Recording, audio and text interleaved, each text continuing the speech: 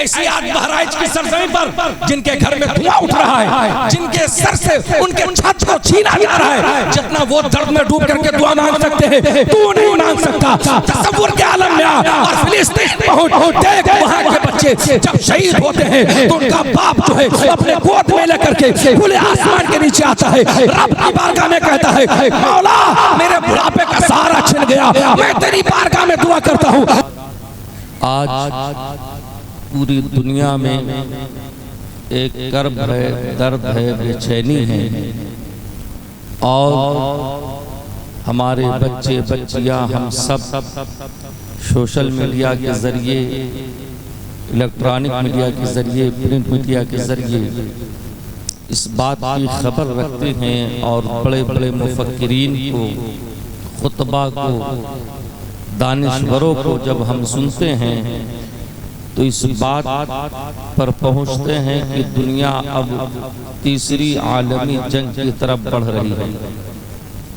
ہر مسلمان ایک بات کے اوپر پہنچتا ہے کہ اب ہمیں اپنے ملک میں رہنا دشوار نظر آ رہا ہے، ہمارے اوپر مصیبت اور پریشانی کا ایک پہاڑ ڈھایا جا رہا ہے۔ کچھ لوگ سمجھاتے ہوئے نظر آتے ہیں کہ آپ دیکھ رہے ہیں ہمارے ملک میں کیسے حالات بن رہے ہیں، ظلم و ستم ہو رہا ہے۔ اگر سوال ان سے پوچھا جاتا ہے کہ ظلم و ستم کیوں ہو رہا ہے تو ایک ہی جواب دیتے ہیں کہ ہمارے ہاتھ میں حکومت نہیں ہے، ہم تعداد میں کم ہیں، اس لیے ہمارے اوپر ظلم و ستم کیا جا رہا ہے۔ یہ وہ لوگ کہتے ہیں جن کو خود کے بارے میں خبر نہیں ہوتی۔ ابھی اگر کوئی خطیب آیا ہے ادھر ہلچل ادھر ادھر مچا کر کے رکھا ہے، بیوقوفی پھیلا رہے ہیں آپ لوگ، نبی کی محفل سجی ہے، اطمینان اور سکون کے ساتھ بیٹھ کر کے سننا چاہیے۔ تھوڑا سا وقت کیا زیادہ ہو گیا، لوگ ادھر ادھر بھاگنے لگے، ایک دوسرے سے بات کرنے لگے۔ نبی پاک کی وہ محفل ہے، اگر ان کا ذکر کیا جائے تو پرندے بھی اپنے پر کو ہلایا نہیں کرتے۔ کیسے انسان ہو تو کہ نبی کا ذکر ہو رہا ہے اور ادھر ادھر اٹھ کر کے جو چاہتا ہے جہاں چاہ رہا ہے چلا جا رہا ہے۔ نبی پاک کی محفل میں آؤ، 5 ہی لوگ رہیں گے، زین العابدین بھائی پڑھ کر کے جائیں گے اور میں بول کر کے جاؤں گا۔ گھبرائیے مت کہ چلے جائیں گے۔ جو نبی کا عاشق ہوتا ہے وہ ایک دن نہیں کئی راتیں مصلی پر گزار دیتا ہے۔ تم تو یہاں سکون سے بیٹھے ہوئے، اس کے بعد بھی ادھر ادھر گھبرا رہے ہو۔ یہی وجہ ہے جو آج درد میں اور کرب میں تمہیں ڈالا جا رہا ہے۔ مصیبتیں جو آ رہی ایسے نہیں آ رہی ہے۔ لوگ کہتے ہیں حکومت نہیں ہے، حکومت بنتی اور بگڑتی کیسے ہے اس کے بارے میں تم نے جانا ہی نہیں ہے۔ جب مسلمان کے اعمال سنورتے ہیں تو اللہ اچھا حاکم عطا فرماتا ہے، اور اگر اعمال بگڑتے ہیں تو پھر مسلمانوں کے اوپر اللہ ظالم مسلط فرما دیتا ہے۔ کس خام میں تم ڈوبے ہوئے ہو؟ صرف آج ایک ہی محاورہ پیش کیا جاتا ہے، حضرت دعا کیجئے مصیبت ٹل جائے۔ کتنی دعا ہو رہی ہے تم کو معلوم بھی ہے؟ کہاں کہاں دعا ہو رہی ہے، کن کن لوگوں نے دعائیں کی ہے؟ میں نے کئی سارے جگہوں سے یہ خبر آئی کہ اگر امام نے فلسطین کا نام اپنے دعا میں نہیں لیا ہے تو پھر اس کو امامت سے برخاست کر دیا گیا ہے۔ یہ حال ہے، تم بھی دعا کر رہے ہو، میں بھی دعا کرتا ہوں، اہل منبر بھی دعا کرتے ہیں، ہر گھر میں دعا ہو رہے ہیں۔ کس لیے؟ کہ اللہ مدد فرما دے مسلمانوں کے اوپر۔ کیا تم نے دیکھا ہے کہ آسمان سے مدد کے فرشتے اترے ہیں؟ اللہ نے تیری مدد کی ہے، کہیں نظر نہیں آیا ہے، اور تو کیسے دعا کرے گا؟ ارے فلسطین کا درد دل میں رکھتا ہے، اس کے بعد بھی گھر میں سیریل اور پکچر چلا کر کے بہن بیٹی کے ساتھ، ماں کے ساتھ، بیوی کے ساتھ اس پکچر کے اوپر اپنی نظریں جمع کر کے رکھتا ہے اور کہتا ہے ہم فلسطین سے محبت کرنے والے ہیں۔ سچا درد جو رکھتا ہے فلسطین کا، اسے تو چین سے رات میں نیند نہیں آتی، تو کیسے اپنے گھر میں پکچر دیکھتا ہوا نظر آتا ہے؟ کس جگہ ڈوبا ہے؟ بھاگ رہا ہے جلسے سے کہ یہ پڑھے وہ پڑھے، کوئی بھی پڑھے۔ تو اگر سننے کے لیے آیا تو بیٹھ کے سن، اگر نہیں سننا ہے تو چلا جا، کسی سے کوئی مطلب نہیں۔ کیا سمجھ رکھا ہے نبی کی محفل کو مذاق اڑا کر کے رکھا ہے؟ جو بھی کمیٹی والے سب سے گزارش کروں گا بیٹھ جاؤ، نہیں تو چلے جاؤ اپنے گھر۔ پاگل پنتھی بنا کر کے رکھا ہے۔ حضرات آج دیکھ لو، تم دعا چلاتے ہو نا، کتنی دعا ہوئی ہے اور کہاں مدد آئی ہے؟ کیوں؟ اور میں تو ایک بات کہتا ہوں، اگر میرے اوپر ظلم ہوگا نا تو جتنا درد میں ڈوب کر کے میں دعا کروں گا نا اتنا یہ علماء نہیں کر سکتے۔ ایسی آج بہرائچ کی سرزمین پر جن کے گھر میں دھواں اٹھ رہا ہے، جن کے سر سے ان کے چھت کو چھینا جا رہا ہے، جتنا وہ درد میں ڈوب کر کے دعا مانگ سکتے ہیں تو نہیں مانگ سکتا۔ تصور کے عالم میں اور فلسطین پہنچ دیکھ، وہاں کے بچے جب شہید ہوتے ہیں تو ان کا باپ جو ہے اپنے گود میں لے کر کے کھلے آسمان کے نیچے آتا ہے، رب کی بارگاہ میں کہتا ہے مولا میرے بڑھاپے کا سہارا چھن گیا، میں تیری بارگاہ میں دعا کرتا ہوں تیرے اور رحمت کے اور مدد کے فرشتے کب نازل ہوں گے؟ جب بھی کوئی انسان کے سامنے کسی کا باپ کا جنازہ اٹھتا ہے تو وہ بھی کہتا ہے مولا میں تو یتیم ہو گیا، یتیمی کا سایہ میرے سر کے اوپر سجا دیا گیا ہے، مولا اب تو رحمت کے فرشتے کب نازل فرمائے گا، تو میری مدد کب کرے گا؟ آج یہی حال ہے، گویا کہ اٹھتے ہوئے جنازے رب کی مدد کو پکار رہے ہیں، یتیم ہوتا ہوا بچہ رب کی مدد کو پکار رہا ہے، جن کے سہارے کو چھینا جا رہا ہے وہ باپ رب کی مدد کو پکار رہا ہے، جن کے گود سے بچے کو چھین کر کے قتل کیا جاتا ہے وہ مائیں کھلے آسمان کے نیچے آتی ہے، اپنے ممتا کے آنچل کو پسار کے کہتی ہے مولا میرے گود کو خالی کر دیا گیا، اب تیری مدد نہیں آئے گی، تب کب آئے گی؟ عورتیں دعا کر رہی ہیں، بیوہ ہونے والی عورت دعا کر رہی ہے، یتیم ہونے والا بچہ دعا کرتا ہے، بے سہارا باپ دعا کر رہا ہے، لیکن رب کی مدد آ نہیں رہی ہے۔ میرا مسلمان بچہ اردو کی کتابوں میں پڑھتا ہے اور سنتا ہے، ہمارے علماء بتاتے ہیں کہ جیسی ہی ابراہیم خلیل اللہ نے وقت کا حاکم جب نمرود بنا تو ایک آگ جلائی، اور آگ جلانے کے بعد ابراہیم خلیل اللہ کو اس آتش کدہ میں ڈالا، 40 دن تک آگ جلتی رہی، اس کے بعد جب آگ بجھی ہے تو اس آتش کدہ کے اوپر سے ابراہیم خلیل اللہ کے نبی ایسے چلتے ہوئے آ رہے ہیں جیسے کسی انسان کے پاؤں کے نیچے گلاب کا پھول بچھا دیا ہو، اور وہ اچھے قدم سے چلتا ہوا آ رہا ہے۔ میرا بچہ جب سنتا ہے تو کہتا ہے ابراہیم خلیل اللہ تو بھی تو مسلمان تھے، اللہ نے ان کی مدد کی، میری مدد کیوں نہیں کرتا ہے؟ میرا بچہ جب سنتا ہے کہ جب یونس علیہ السلام کو مچھلی نے نکل لیا، 3 دن تک مچھلی کے پیٹ میں ہے، اور مچھلی کے پیٹ سے جب رب کی مدد کو پکارا ہے تو یونس کی مدد ہوئی ہے، میری مدد کیوں نہیں ہو رہی ہے؟ یوسف علیہ السلام کو ان کے بھائیوں نے کنویں میں ڈال دیا، اور اس کے بعد جب کنویں کے اندر سے بچپنے کے عالم میں یوسف نے دعا کی ہے تو اللہ نے ان کی مدد کی ہے۔ میدان بدر میں صرف 313 مسلمان تھے جس کے جسم پر صحیح کپڑا نہیں تھے، جن کے ہاتھ میں صحیح تلواریں نہ تھی، ان میں سے کسی کے پاؤں میں چپل نہیں تھا سوائے ایک کے جو میرا نبی ہے۔ جب یہ 313 بے مسلمان، بھوکے مسلمان، صحیح کپڑا نہ پہننے والا مسلمان بدر میں گیا ہے تو رب کی مدد کو پکارا ہے، اللہ نے ان کی مدد کے لیے آسمان سے ہزاروں فرشتوں کو نازل فرما دیا ہے، اور جو لشکر جرار تھا کافروں کا اس کو شکست کیا ہے۔ آج میرا بچہ جب اس واقعہ کو سنتا ہے تو کہتا ہے اللہ نے ان کی مدد کی، میری کیوں نہیں کر رہا ہے؟ آخر وہ بھی مسلمان تھے، میں بھی مسلمان ہوں، اللہ کی طاقت گھٹنے بڑھنے سے پاک ہے، اللہ کی شان ہے، وَلَا ضِدَّ لَهُ وَلَا مِثْلَ لَهُ وَلَا مِثْلَ لَهُ وَلَا مثال۔ مولا تو جیسے بدر والوں کے لیے تھا آج بھی ویسا ہی ہے، تیری طاقت گھٹتی بڑھتی نہیں، تو نے ان کی مدد کی، میری مدد کیوں نہیں کرتا ہے؟ جب اس نتیجے پر پہنچو گے تو رب فرماتا ہے میں نے مدد کس جگہ پہ رکھا ہے وہ جہاں میرے کتاب میں ڈھونڈ لے۔ جب ڈھونڈتے ڈھونڈتے قرآن پاک کی اس آیت پر پہنچتا ہوں، استعینوا بالصبر والصلاۃ، رب کہتا ہے تو میرے مدد کو چاہتا ہے نا، میں اپنی مدد کے لیے 2 شرطیں لگاتا ہوں۔ پہلی شرط ہے استعینوا بالصبر، صبر کا دامن اپنے ہاتھ سے چھوٹنے نہ دے، والصلاۃ، اور اپنی مسجدوں کو خالی نہ ہونے۔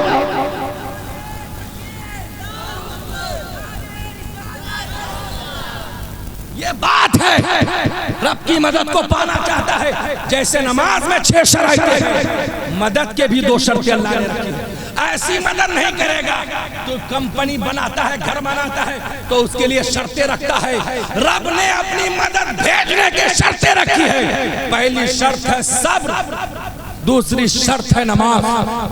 اگر تو چاہتا ہے کہ ہم رب کی مدد کو پالیں تو ان شرطوں کو پورا کر دے، اس کنڈیشن کو پورا کر دے، آج ہی آسمان سے رب کی مدد کو اترتا ہوا دیکھیں۔ نماز کی طرف نہیں بولوں گا، وقت کافی کم ہے، سن لیجیے، نہیں تو محلے میں لوگ کہتے ہیں نا، امام صاحب جاتے، مفتی آزاد صاحب بیٹھے ہوئے، لوگ کہیں گے کہ امام مت جو لوگ کرتے ہیں ان سے کہتے ہیں حضرت میرے محلے میں سب سے بڑا نمازی ہوں، مجھ سے بڑا نمازی کوئی نہیں۔ ایسے صبر کے بارے میں بھی ہو سکتا ہے کچھ لوگ کہہ دیں کہ میں سب سے بڑا صابر ہوں، پورے ضلع الہ آباد میں کوئی ہو نہیں سکتا ہے، اتنا بڑا صابر میں ہوں۔ تو پوچھتے ہیں ہمارے علماء کیسا صابر ہے؟ تو کہتا ہے میرا باپ مر گیا تھا حضرت، جس کی وجہ سے میں دنیا میں آیا، لیکن جب وہ مرا نا تو میرے آنکھ سے آنسو کا ایک قطرہ نہیں ٹپکا۔ آج مسلمان یہ سمجھتا ہے کہ رونا صبر کے خلاف ہے اور رونے سے رکنا صبر ہے۔ صبر کے مفہوم کو تم نے غلط سمجھا، اس کے معنی کو نہیں سمجھا۔ اگر رونا صبر کے خلاف ہوتا تو سرکار کیوں روتے؟ اپنی بیوی حضرت خدیجہ کے جنازے پر کیوں روتے؟ اپنے بیٹے ابراہیم کے جنازے پر کیوں روتے؟ اور صرف یہی نہیں، شہدائے احد کے جنازے پر کیوں روتے؟ ان کے قبروں پر جا کر کے کیوں روتے؟ بعد وصال جو حضرت عبداللہ ابن عباس نے خواب دیکھا تھا کہ سرکار کی زلف مبارک بکھری ہوئی ہے، چہرے پہ گرد ہے، آنکھ میں آنسو ہے، پوچھا آقا آپ کا یہ حال کیوں ہے؟ کہا کربلا کے میدان میں میرے بیٹے حسین کو یزیدیوں نے قتل کر دیا ہے، اس بنا پر میرے آنکھ میں آنسو ہے۔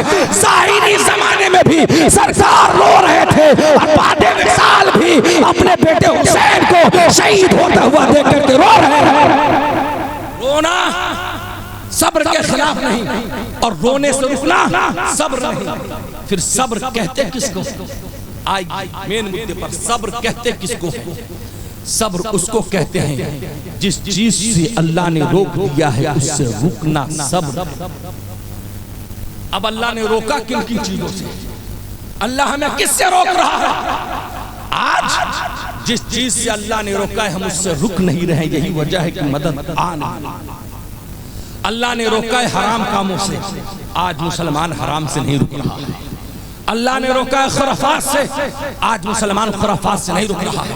اور جب تک مسلمان حرام کاری سے نہیں رکے گا آسمان سے مدد کے فرشتے نہیں اتریں گے۔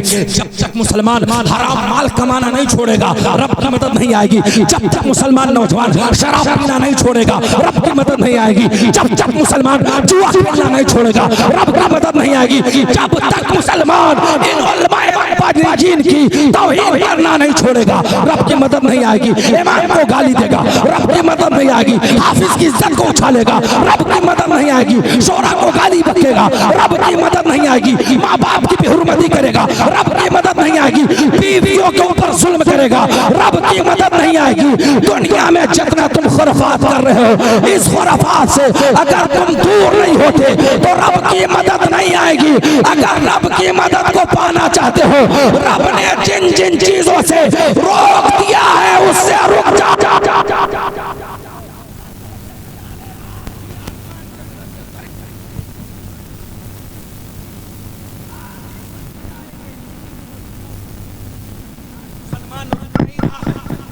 آج مسلمان بچ نہیں رہا ہے اور جب تک نہیں بچے گا مدد رب کی نہیں آئے گی۔ لاکھ چلا لو دعا دعا، یہاں تک کہتا ہوں جس دن سے تو پیدا ہو اللہ تجھے زبان دے، ہاتھ میں قوت دے، دعا کے لیے اسی وقت سے ہاتھ اٹھا دے اور قبر میں جاتے جاتے رب کی مدد کو پکار۔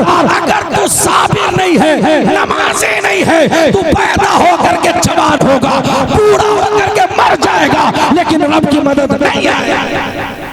اس بات کو کلیئر سن لو، اگر رب کی مدد کو پانا چاہتے ہو تو رک جاؤ جس سے اللہ نے روکا ہے۔ کس سے؟ اللہ نے گناہوں سے روکا ہے۔ رکتے نہیں مسلمان آج گناہ سے۔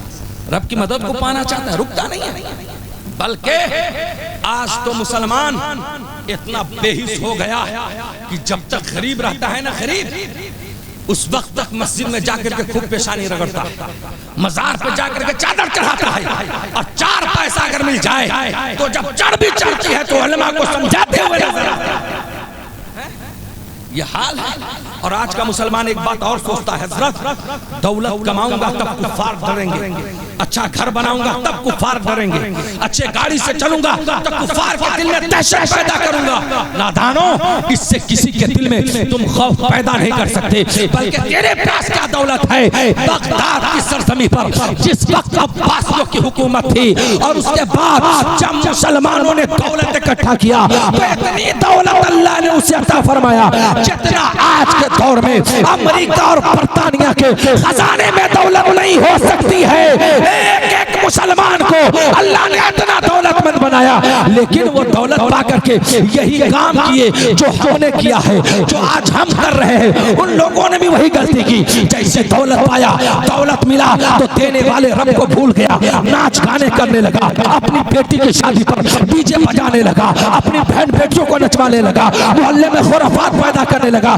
यही काम किया बगदाद के मुसलमानों ने। तो पता है फिर कैसा उनके ऊपर अज़ाब आया। आज तुम कहते हो ये मुसीबत आ रही है, ये परेशानी आ रही है, हमारे हाथ में हुकूमत नहीं है, इस बिना पर नहीं आ रही है। बेवकूफो, हुकूमत न होने की वजह से मुसीबत नहीं आ रही है। अगर तुम ये कहोगे हम हिंदुस्तान में रहते हैं, यहाँ का हाकिम काफिर मुशरिक है, लेकिन यही तो बता इस पूरी दुनिया में 206 ममालिक है, उन 206 ममालिक में से 57 ममालिक पर हुकूमत करने वाला, कलमा पढ़ने वाला मुसलमान है, लेकिन उनके ऊपर भी जुल्म हो रहा है, वो भी किसी से डर रहा है, वो भी किसी खौफ खा रहा है। उसके यहाँ भी उनकी बेटियों और माओ की इज्जत लूटी जा रही है, वो भी किसी न किसी से दबता हुआ नजर आता है।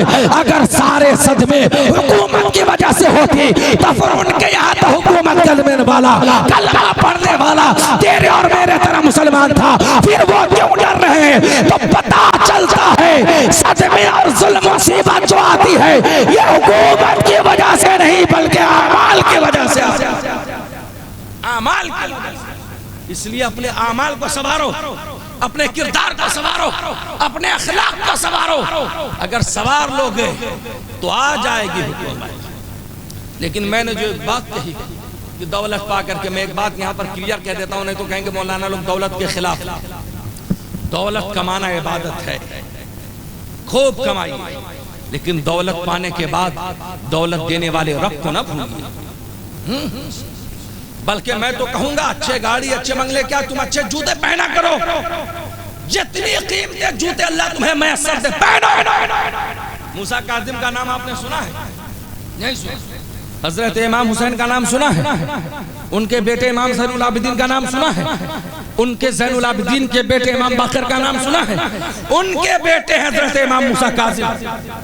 एक बादशाह ने आपको दावत दी, जब दावत दी तो आप खूब कीमती जूता पहन करके बादशाह के दरबार में गए, लेकिन बादशाह था उलमा की तौहीन करने वाला, दिल में हसद रखने वाला, मुसलमानों से जलने वाला। वो देख करके जल भुन गया, कहा आप आले नबी है, आले में दीन है, अपने कौम को संवारने वाले हैं, लेकिन इतना कीमती जूता पहन करके आप मेरे दरबार में आए हैं। मूसा काजिम ने जवाब दिया, मैंने जो आज इतना कीमती जूता पहना है ये इसलिए ताकि तुझ जैसे मक्कार की निगाह मेरे चेहरे पर नहीं बल्कि मेरे जूते पर रहे। इसलिए कहूंगा मुसलमानों, पहनो अच्छे कपड़े, बनाओ अच्छे मकान, चलो अच्छे गाड़ी से, लेकिन कम से कम मूसा काजिम की तरह अपना चेहरा तो बना ले। चेहरा तो तुम्हारा बेटा यहूदी की तरह बना रहा है, तुम्हारी बेटी ईसाइयत की शक्लो शबात तैयार कर रही है, और तू चाहता है रब की मदद आ जाए। नहीं होगा। इमाम जाफर सादिक का नाम सुना है आपने? आप क्यों ना सुने होंगे, बहुत कुंडा शरीफ का फातिहा आप कराते हैं, खीरा और पूरी पर खस्ता बना बना करके फजर ही गया, लेकिन कभी इनके बारे में सुना? इमाम जाफर सादिक एक दिन खूब खूबसूरत जुब्बा पहने और पहन करके आए रास्ते पर, तो एक हासिद की निगाह पड़ी, और जैसी निगाह पड़ी तो कहते क्या है, इमाम जाफर सादिक इतना कीमती जुब्बा आपने पहना है? इमाम जाफर सादिक खामोश रहे, और खामोश होने के बाद उसके हाथ को पकड़ा और एक किनारे लेकर के आए, अपना जुब्बा मुबारक उठा दिया।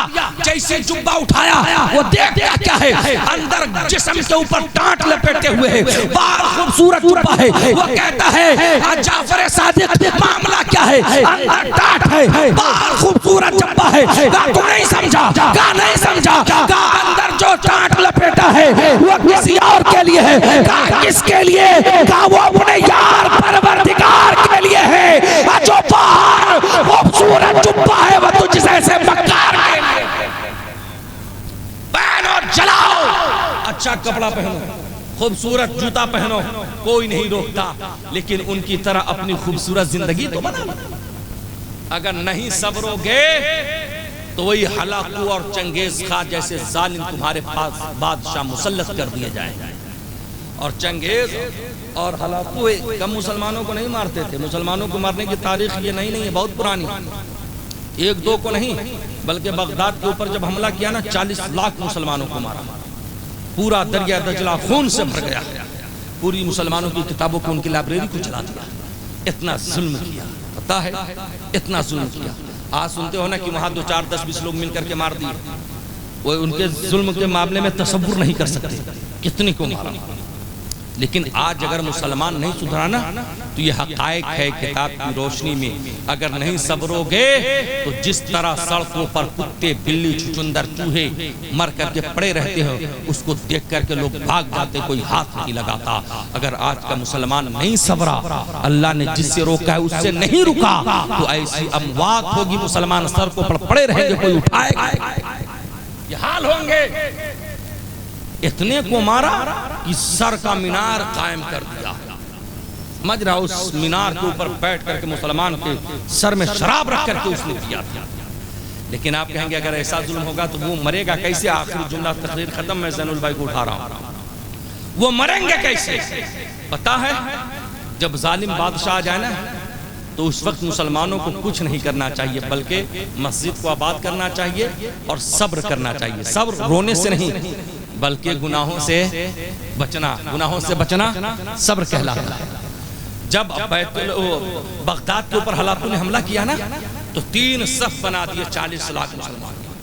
اور ایک سب سے پہلے سب سے تلوار چلاتا ہوا آیا تو آخری جو ہے کنارے ایک دم آخری میں پہلے لائن میں ایک بوڑھا اور ضعیف آدمی کھڑا تھا. داڑھی سفید تھی، جسم پر کرتا پائجامہ تھا. وہ دوسرے لائن میں آیا، ہٹ گیا پہلے لائن سے. جب دوسرے لائن کو مارتے مارتے آیا وہ تیسرے میں آ گیا.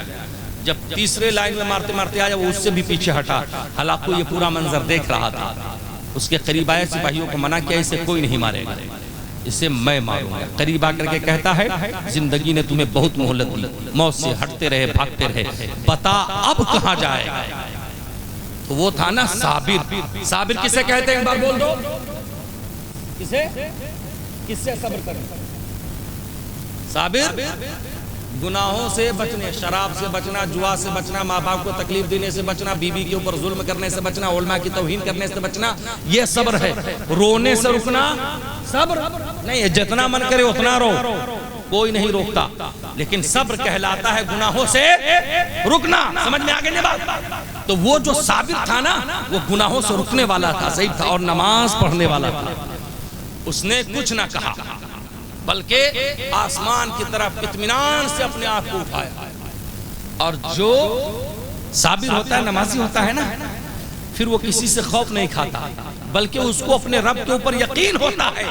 اور اسے بھی اپنے رب کے اوپر یقین تھا. کیسے سمجھاؤں؟ اگر میں یہاں سے اپنے گھر جاؤں نا اور راستے میں کوئی انسان مجھے دکھا دے نا تو ڈر کے ہمارے حالت خراب ہو جائے گی. لیکن وہی جب میں بال بنانے کے لیے جاتا ہوں زین البھائی تو گلے کے اوپر چھری رکھتا ہے استورا ناؤ، لیکن ڈر نہیں لگتا. یہاں دور کھڑا ہے دکھا رہا ہے تو ڈر لگ رہا ہے، وہاں گلے کے اوپر ہے لیکن ڈر نہیں لگ رہا ہے. کیوں نہیں لگتا ہے ڈر؟ تو آپ کہیں گے اس کے اوپر جو راستے میں تھا یقین نہیں تھا، پتہ نہیں یہ کیا کرے گا. لیکن جو بال بنا رہا تھا، جو ناؤ تھا، اس کے اوپر یقین تھا یہ بال کاٹے گا، رگ نہیں کاٹے گا.